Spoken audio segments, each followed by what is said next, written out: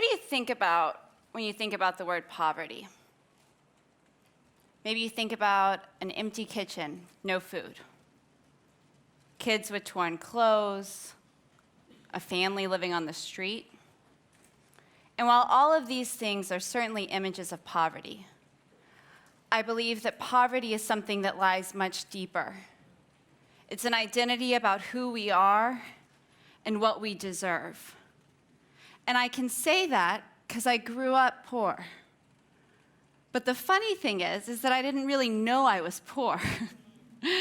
I had a nice house, lived with my parents, spent my summers at the swimming pool, went to an elementary school called Sherwood, hung out with my friends. It all changed when I went to middle school, though. Because when I went to middle school, I met girls that had designer clothes, like Gap, and kids that went to camp during the summer, and CDs. And I realized that I wasn't like them. And our teachers realized that too. My 8th grade teacher, she looked at this paper I had handed her, and it was a little messy. And with disgust, she pushed it back to me. And she said that she's come to expect those things from kids from Sherwood. And I carried that identity with me, that I was a kid from Sherwood till I was 25 years old. When I was 25, I got a job with a woman named Arrington, working as a community organizer. And Arrington offered me a position to organize a statewide day of service with her. And I didn't have the experience or the expertise or the education, but she believed in me. And she promised that she would support and coach me, and she did. And through our work, on a rainy day in September, over 300 people showed up to serve their communities. And I can remember going from site to site and seeing people painting walls and building bathrooms and picking up trash and thinking that I did that. And I now understand that feeling that was inside of me to be a sense of agency. And that sense of agency comes with a sense of worth, a sense of power, and a desire to share that with others. And that desire manifested itself the next year when I moved to Kenya. My then boyfriend took a job at a bank in Barclays, and I went along for the adventure. I was exhausted. I had just worked 80 hours a week as an organizer, which means I was making no money, and I was so excited for a little vacation. I thought I would go to Kenya and I would lay out in the sun and go to the gym, maybe make some really good meals for us. But when I got to Kenya, I was so overwhelmed by what I saw. I was overwhelmed by children who were lining the streets, asking for literally for 5 cents to buy some water. I met my housekeeper who made $50 a month and lived in a slum with no running water and no electricity. And when I would go running in the morning, I would see refugee families who were squatting in our neighborhood because they had no place to live. And I felt like I had to do something about it. But I didn't know what to do. So I looked up orphanages, Volunteer Kenya on Google, and I got connected to this woman named Gloria, who was the director of a children's home. And the next morning, Gloria picked me up from my apartment, and she took me across town to Christ Chapel Children's Home. And I can still remember pulling into the field of Christ Chapel. There were chickens running across the field and children with bare feet and this big blue gate that said Christ Chapel. And as those doors opened, we drove in. These children ran to the door to greet me. And as I got out of the car, I was just horrified. There were clothes strewn all over the fences to dry. Urine filled the airs. It was worse than I could have ever imagined. And so I committed myself to going back and back. I took I volunteered as a teacher. And as I taught there day after day, I started to see that the problems were much deeper. Kids weren't eating meals, teachers weren't being paid salaries, water wasn't running. And when I confronted the staff about this and asked them what would we do, they had no response. They said that some donors had left a few years ago, they were unable to contact them, and they couldn't think of any other option. There was a sense of despair, and it hurt my heart so badly.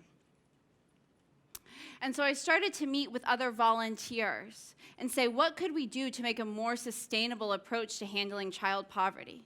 How could we do this better? How could we involve local leaders and local resources? And together we birthed something called Tatua. And Tatua is the Swahili word for solve. And it was our dream that we would develop long-term solutions that were rooted in local leaders instead of in international aid. And the program was developed by a group of young Kenyans and myself. Ken, this incredible entrepreneur, brought his skills. Miriam brought her religious understanding of the community, and I brought my community organizing skills. And now that program works across East Africa. And while the program has done some incredible things like food banks and mentorship programs, what I think it does most profoundly is it offers people an opportunity to see themselves as leaders, to become part of the solution as opposed to the problem. One of those people is a woman named Rose. Rose, when I first approached her to work with Tatua, said absolutely not. She told me that she had never been a leader, that she hadn't even been a bell ringer in school. She was like, there's no way I can take this position. But I really believed that Rose was going to be amazing. I had interviewed her in this group of men, and she was the only woman, and she was like totally in charge. So I was like, this is the woman I want to work with. And I said, Rose, please work with us. And finally, I convinced her, and she said yes. She went through the organizing program. And Rose used the community organizing skills to go back to her community called Gong and start a program around education. And through Rose, 300 parents committed to becoming part of accountability groups. And they said that we're not going to send our kids to the street to earn money. We're going to put our kids in school. And because of Rose's work, there are 137 children in school today that weren't in school before. And while that's an incredible number, it's not the number of kids in school that we need to think about, because we know how to get kids to school. We've been doing that through years, through scholarships, microfinance, these new programs that we can teach people to read on e-tablets.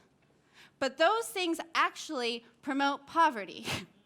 Because here's the deal with those things. In that situation, somebody's hope and somebody's future is reliant on us. In that situation, inferiority and dependence are promoted. And we cannot continue to do that because that does not address the root cause of what I believe to be poverty, which is a feeling of inferiority and dependence. So instead, what we do at Tatua is we offer people like Rose a chance to become partners with us, co-creators, design the programs to relieve poverty. And she begins to develop a sense of power and agency, and that spreads throughout her community.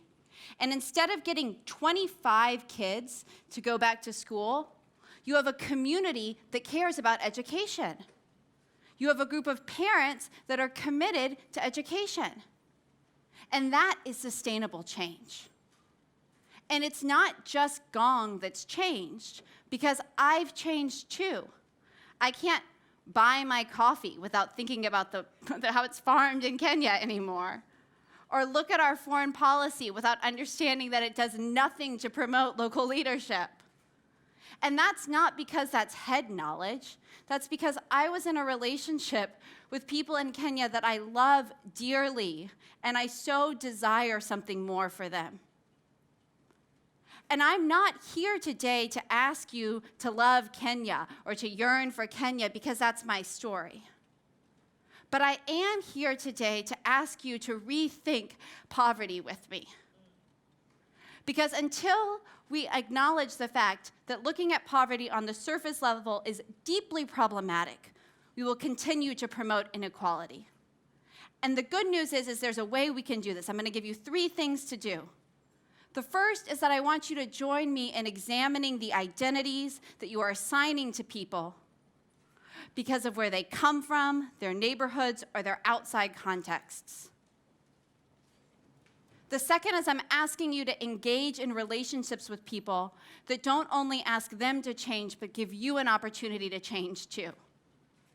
And finally, would we please stop, all of us in this room, fixing things for people?